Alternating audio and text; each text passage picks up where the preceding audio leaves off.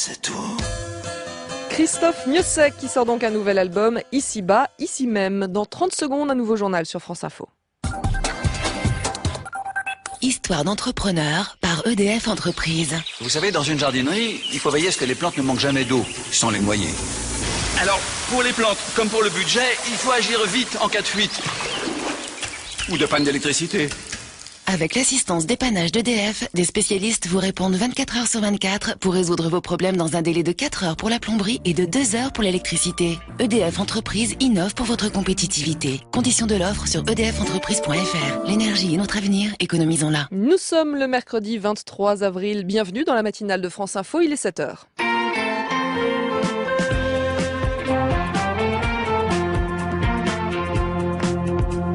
Le journal Jean-Christophe Martin, bonjour. Bonjour Mathilde, bonjour à tous. Au sommaire ce matin, après la bonne nouvelle de la libération des otages en Syrie, la mauvaise nouvelle au Mali. L'un des 2 derniers otages français est mort. L'annonce faite hier par un groupe islamiste est crédible aux yeux des autorités françaises. On va voir ce qu'on peut en dire ce matin.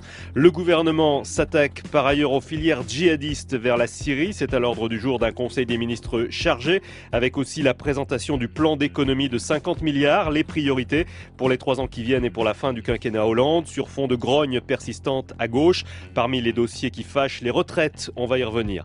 En Ukraine, toujours la tension avec un nouvel avertissement lancé aux Russes par le vice-président américain Joe Biden en visite à Kiev. On va retrouver l'envoyé spécial de France Info en direct à Donetsk. Le football, l'Atlético Madrid et Chelsea se sont neutralisés hier 0-0 dans la première demi-finale de la Ligue des Champions. Ce soir, Real Madrid, Bayern Munich et le cinéma. Catherine Deneuve à l'affiche d'une comédie sur la dépression. Paris, a priori déprimant, mais Paris gagné, c'est bien une comédie et en prime un antidépresseur. Avant-première dans quelques minutes. La météo, encore une journée maussade entre la pluie et les nuages. Ce matin, il fait seulement entre 5 et 10. On va monter jusqu'à 20 et même un peu plus dans le sud. Le détail à la fin du journal. Dans 20 minutes, la revue de presse avec les confidences de Jérôme Cahuzac après 1 an de silence. L'ancien ministre revient sur le scandale qui lui a coûté son poste au gouvernement, l'affaire de son compte bancaire caché en Suisse. Il raconte son état d'esprit, il explique pourquoi il a ouvert ce compte et pourquoi il a tout nié devant les députés. Mais d'abord, Jean-Christophe, un nouveau coup de gueule du contrôleur des prisons. Officiellement, on l'appelle le contrôleur général des lieux de privation de liberté. C'est lui qui avait déjà dénoncé des conditions inhumaines au Baumettes à Marseille. Son mandat va se terminer en juin et pour la 4e fois en 6 ans, il vient de saisir en urgence les autorités pour les alerter sur la situation des mineurs de la maison d'arrêt de Villeneuve-les-Maglones dans l'Hérault, le quartier des mineurs qui serait le théâtre de violences graves. Le contrôleur insiste aussi sur les difficultés pour établir les faits, ce qui a entraîné cette procédure d'urgence. C'est une visite de 2 contrôleurs sur place en février. Ce qu'ils ont vu est accablant. Sébastien Garnier. Quand les contrôleurs débarquent à Villeneuve-les-Maglones, le quartier des mineurs héberge 20 adolescents. Tous sont dans des cellules individuelles. L'essentiel des violences constatées a donc lieu dans la cour de promenade qui ne dispose d'aucun équipement ni sanitaire ni sportif. En 1 an, 24 violences graves ont été recensées, un nombre en deçà de la réalité selon les contrôleurs. Un enfant leur raconte par exemple avoir cassé le nez et salement amoché un autre. Il est question de coups de poing et coups de pied au visage comme rite de passage à l'entrée en prison. La plupart de ces agressions échappent aux surveillants à cause des angles morts dans la cour, qui est par ailleurs un lieu de trafic. Autre grief, les procédures disciplinaires trop lentes. Enfin, les contrôleurs disent avoir eu du mal à obtenir leurs informations, comme si on avait voulu minimiser l'ampleur des violences et l'absence de réaction de certains responsables, conclut-il. Sébastien Garnier, France Bleu Hérault pour France Info. À présent, la mort de l'un des 2 derniers otages français dans le monde. On l'a appris hier, une mort qui ne semble plus faire de doute. Après la libération des 4 otages français en Syrie le week-end dernier, un groupe islamiste armé, le Moudjahou, a annoncé hier la mort de Gilberto Rodrigues Leal, ce Français de 62 ans, enlevé en novembre 2012 au Mali. Aucune preuve n'a été transmise, mais hier soir, les autorités françaises ont implicitement confirmé la mauvaise nouvelle. Les explications de Gaël Joly.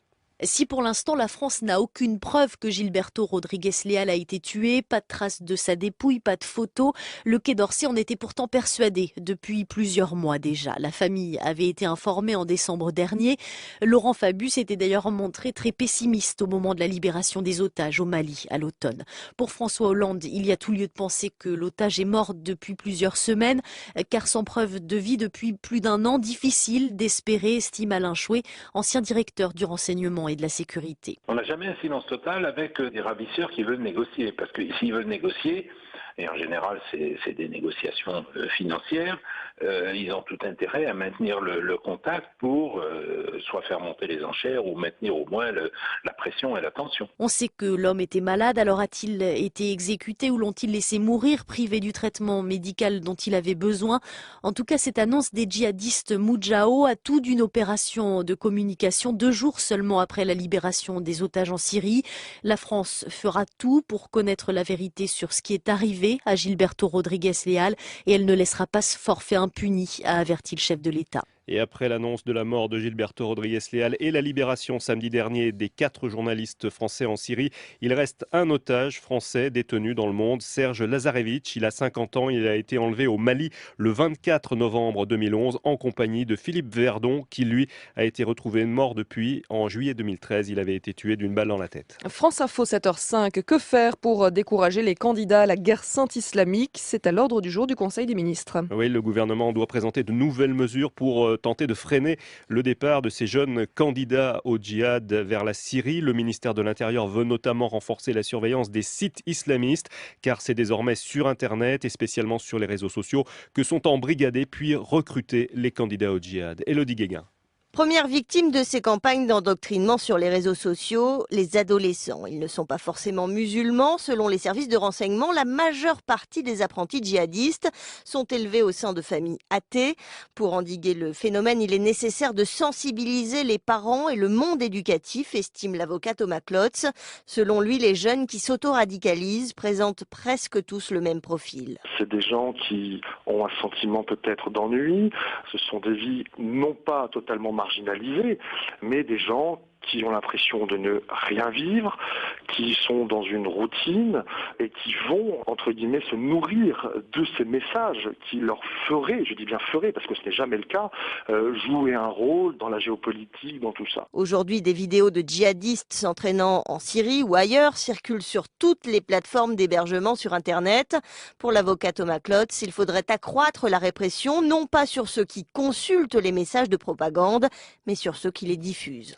Et Bernard Cazeneuve nous en dira plus tout à l'heure, avant le Conseil des ministres, le ministre de l'Intérieur et l'invité de France Info à 8h15. Également à l'ordre du jour du Conseil des ministres, le plan Valls de 50 milliards d'économies. Il doit définir les priorités pour les années qui viennent jusqu'à la fin du quinquennat. Le gouvernement annonce la couleur sur la croissance et les déficits sur fond de grogne à gauche, un plan qui divise la majorité, avec en particulier le sort des retraites. Un gel signifierait une nouvelle baisse du pouvoir d'achat pour les retraités. Pas facile à accepter quand on a déjà du mal à joindre les deux bouts. Le reportage d'Anaïs Bouitcha. Passer du statut de salarié à celui de retraité nécessite de revoir son train de vie. C'est en tout cas l'avis de Mireille. Elle a 67 ans. Autrefois directrice de sa propre société, elle doit maintenant se serrer la ceinture. Quand on n'a que sa pension, c'est vrai que ça risque d'être très très dur. Bon, c'est vrai que quand je travaillais toutes les saisons, je m'achetais des vêtements, quelque chose. Là maintenant, je ralentis. Mon salaire par rapport à ma pension, c'est du simple au double, quoi. Même constat pour Marcel, 65 ans. J'ai fait des privations sur certaines choses. J'ai laissé de côté entre autres la voiture. Je prends plus les transports en commun. Les vacances, nous les avons supprimées. J'ai non seulement un loyer, mais en plus de ça, j'ai une pension alimentaire à donner à ma mère, pas loin de 1 000 € par an, que je suis obligé de débourser. Les retraités modestes sont les plus inquiets quant à un possible gel des pensions. C'est le cas de Jeanne, à 75 ans. Elle vit grâce à l'argent qu'elle a économisé pendant des années. Moi, j'ai toute petite retraite. Je ne vais pas vous dire ce que j'ai comme retraite, mais je crois que j'ai un petit minimum. J'ai travaillé comme une bête pour mettre de l'argent de côté. Je mange plus de viande. Voilà, on se débrouille. Mais la débrouille n'est pas une assurance pour l'avenir. Les retraités attendent un geste du gouvernement. Ils sont près de 4 millions à toucher moins de 1 000 € par mois, selon la Confédération française des retraités. Et selon les informations du quotidien Les Échos, le gouvernement table sur un déficit public de 3,8% du produit intérieur brut cette année, tombant à 3% l'an prochain, soit tout juste le seuil de tolérance européen. Paris compte sur une accélération de la croissance pour tenir les promesses budgétaires. Des espoirs de croissance du gouvernement qui sont d'ailleurs validé par le Haut Conseil des finances publiques. Il juge que la prévision de 1% pour 2014 est réaliste et que la projection d'1,7% pour l'an prochain n'est pas hors d'atteinte. France Info 7h09, la tension diplomatique est en train de remonter dans la crise ukrainienne. Tension entre Russes et Américains. En visite en Ukraine, le vice-président américain Joe Biden a lancé hier une mise en garde à la Russie contre l'isolement qui la menace si elle continue de vouloir démembrer l'Ukraine en soutenant les insurgés séparatistes dans l'est du pays. Des insurgés accusés par le pouvoir ukrainien d'avoir franchi une nouvelle étape. Sur place en direct de Donetsk dans l'est de l'Ukraine, on retrouve l'envoyé spécial de France Info, Philippe Randet. Philippe, on assiste depuis le début de la semaine à une succession d'événements et d'incidents qui semblent signer la fin des espoirs d'apaisement nés de la signature à Genève d'un compromis international. C'était jeudi dernier. Oui, les activistes pro-russes ont franchi la ligne rouge en torturant des patriotes de l'Ukraine. Cette phrase du président par intérim Alexander Turchinov semble enterrer définitivement les accords de Genève. 2 corps sauvagement torturés ont été retrouvés hier dans une rivière près de la ville symbole des pro-russes, la ville de Slaviansk. Et l'un de ces cadavres est celui de Volodymyr Rybak, un conseiller municipal de la ville de Gorlivka près de Donetsk. Conseiller qui appartient au même parti pro-occidental que Yulia Tymoshenko. Ces crimes sont perpétré avec le soutien total de la Fédération de Russie, a accusé Alexander Turchinov, qui a donc appelé ses services de sécurité à reprendre l'opération antiterroriste. Alors que va faire concrètement l'Ukraine, qui a jusqu'alors fait preuve de retenue face à des assaillants pro-russes de plus en plus déterminés? Sur place à Slaviansk, dans la ville QG des indépendantistes, les provocations se poursuivent. Hier, un avion militaire ukrainien qui effectue un vol de reconnaissance au-dessus de la ville a essuyé plusieurs tirs avant d'atterrir sans dommage. Philippe Randet, l'envoyé spécial de France Info en direct de Donetsk avec Nicolas Mathias pour les moyens techniques. Les sports avec les demi-finales de la Ligue des Champions. Et l'Atlético Madrid et Chelsea se sont neutralisés hier soir dans la première demi-finale, 0-0. Ce soir, la suite, la deuxième demi-finale, toujours à Madrid, avec le choc entre le Real Madrid et le Bayern Munich. Coup d'envoi ce soir à 20h45. Dans le championnat de France, le PSG reçoit Évian-Thonon ce soir au Parc des Princes. Match en retard de la 34e journée de Ligue 1. Le PSG qui ne sera pas champion ce soir, mais qui espère bien se rapprocher encore un peu plus du titre. Et l'autre match du jour, c'est Lyon, le 5e, qui se déplace à Toulouse, 9e du classement. Le mercredi, c'est le jour du cinéma. Catherine Deneuve est à l'affiche. À l'affiche du nouveau film de Pierre Salvadori, Dans la cour, aux côtés de Gustave Kervern. Et dans cette comédie à la fois mélancolique et burlesque, Catherine Deneuve aborde un registre assez rare pour elle, puisqu'elle incarne une femme fragile, inquiète, qui flirte avec la dépression et la folie. Florence Leroy. Dans ce film, en effet, Catherine Deneuve est une retraitée énergique et qui pourtant, progressivement submergée par les nouvelles anxiogènes d'un monde en crise, va commencer à divaguer le jour où dans son appartement, elle découvre une inquiétante fissure. Qu'est-ce que vous faites là? C'est votre mari qui m'a demandé de poser du papier sur la fissure, là. D'accord, mais on ne la voit plus. Ah, bah non, on la voit plus. C'est bien ce que je dis, on voit plus rien. Et c'est ainsi sur un ton décalé, à la fois absurde et tendre, que le film nous embarque pas seulement dans les angoisses de cette femme, mais aussi dans la dépression du nouveau gardien, venu là pour se cacher du monde, et puis dans les bizarreries de tous les habitants de cet immeuble, comme un microcosme de nos sociétés, au fond, comme le dit Catherine Deneuve, microcosme dépressif certes, mais attachant parce que souvent drôle. Je trouve que le burlesque, l'absurde, ça fait passer des choses.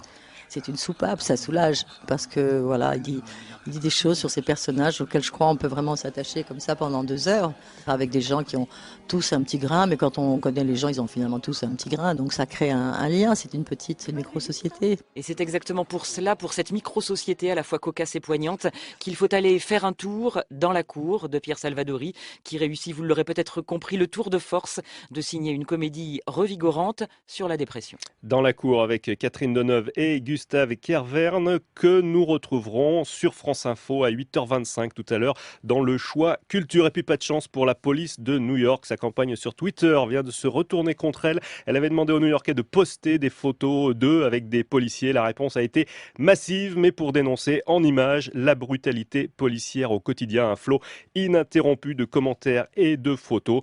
Du coup, la police de New York s'en est un peu mordu les doigts. Twitter qui s'y tweet, s'y pique, Mathilde. Jean-Christophe Martin, France Info 7h13. France Info Météo avec Viessmann et son réseau d'installateurs de chauffage proactif, chaudières, pompes à chaleur, capteurs solaires. Rendez-vous sur viessmann.fr. Il pleut mais il fait doux, Élodie Calac. Oui, ce matin, il fait souvent 5 à 11 degrés, jusqu'à 14 en Méditerranée. Cet après-midi, il fera 20 à 23 degrés au sud, 18 à 21 au nord, jusqu'à 22 en plaine d'Alsace. Seulement 14 à 18 degrés, en revanche, sous les pluies du nord-ouest. Des pluies qui touchent actuellement la Bretagne. Elles vont gagner la Vendée en matinée, puis l'ensemble des pays de la Loire et la Basse-Normandie pour cet après-midi. La pointe bretonne retrouvera alors quelques rayons de soleil. Sur l'Aquitaine, de belles éclaircies ce matin, mais des averses orageuses se développeront pour l'après-midi. Du nord de la Seine vers l'Île-de-France, le nord-est, les Alpes, le Massif central et l'est des Pyrénées, des nuages bas et des brouillards. Ce matin, malgré tout, le soleil parvient à faire de très belles apparitions. Cet après-midi, vous aurez davantage de nuages, parfois une petite ondée. Sur le flanc est et en montagne, le risque d'averse sera plus marqué. Vous pourrez même avoir de l'orage. Et puis sur les régions méditerranéennes, le soleil s'installe. Quelques plaques de grisaille peuvent traîner ici ou là. En Corse, le ciel sera plus partagé cet après-midi avec davantage de nuages et vous pourrez avoir quelques averses orageuses sur le relief. Élodie Calac en direct de Météo France. Pour le trafic, on retrouve Audrey Tison. C'est plutôt fluide ce matin. Oui, vacances oblige, il y a moins de ralentissement que d'habitude.